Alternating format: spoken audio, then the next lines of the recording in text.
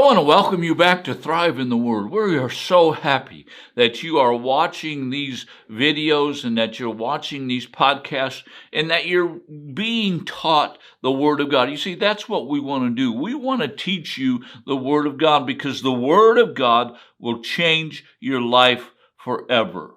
Now, today we're in 2 Peter, the 3rd chapter, verse number 12. And this is what Peter says, looking for and hastening the coming of the day of God, because of which the heavens will be destroyed by burning, and the elements will melt with intense heat. Now, this may seem like a very strange verse. So let's look at it. Peter is saying here, he's saying looking for and hastening the coming of the day of God. You know, when I was a small child, my grandparents were absolutely wonderful people. And my mother would say to me, that she'd say, Leon, Grandpa and Grandma are coming today. And I remember sitting out there on the lawn. We lived on a farm out in northwest Iowa, and I'd sit there and I'd wait. And I'd look, and we lived on a gravel road, and you could see the dust for at least a mile away. And I would wait, and I'd see the dust coming. And then the car would get closer, and I'd notice the color of the car. Oh, that's not Grandpa and Grandma. And then I'd see another car. Oh, that's Grandpa and Grandma. You know what I was doing? I was looking forward to their visit. I was looking forward to the time that we would spend together. I could spend time with my grandfather. He was such a wonderful man. And I was looking forward. Well, that's what Peter is talking about here. He's saying we need to look forward to and to the hastening. In other words, the quickening, the quick approach. And then he says, of the day of God. Now, let me say this to you. He is not talking about the rapture of the church. He is talking about the day when this earth is going to be destroyed, when the heavens are going to be destroyed. Now we say, well, that's really strange. Why would he do that? Well, you need to think about it in the way that Peter's thinking about it. Peter's facing death. He knows that within just a short period of time, he's going to be executed. And Peter is saying, you know what? I am looking forward to this day when all of this stuff is gone. Let me ask you a question. Have you ever felt burdened by the world?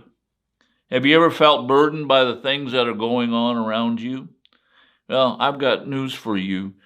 The day is going to come where that stuff is going to be gone. Have you ever felt burdened by having to provide, by having to do all of these things?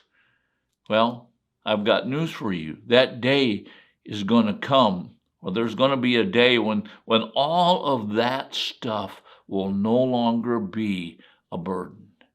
Now you say, well, that means the day I die. No, well, how many of you realize that that's true? If you're a believer, the day you die is the day you are set free from this world. But there's going to come a day when this whole world is going to be gone.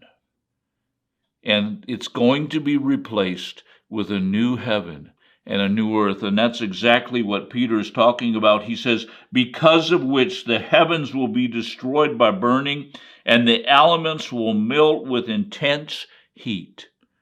Now let's go on into verse 13. But according to his promise, we are looking for a new heaven and a new earth in which righteousness dwells. Oh, I don't know about you, but that gives me goosebumps. That gets me excited.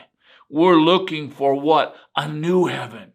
And when he says a new heaven, he's not talking about the place where we dwell as believers. He's talking about the sky. He's talking about all the galaxies and all of that. We're going to have something brand spanking new. and then the earth. Can you imagine what this earth could be like? Now, some people say, well, what do you think it's like? I think it's going to be much like the Garden of Eden, where everything is operating together in harmony, where there's no hatred, there's no sin. Everything is working together in harmony. Can you imagine that? I'm looking forward to sitting down with a lion and letting him lay his head on my lap, and I would just rub his mane. I'm looking forward to that. It's going to happen. The day's going to come. And because I have that knowledge, you know what?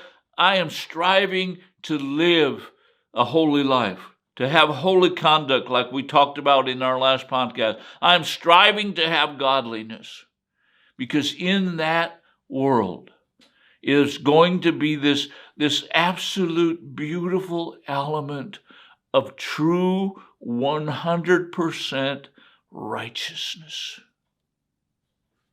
Up to this point, I've never lived in that kind of world, and neither have you.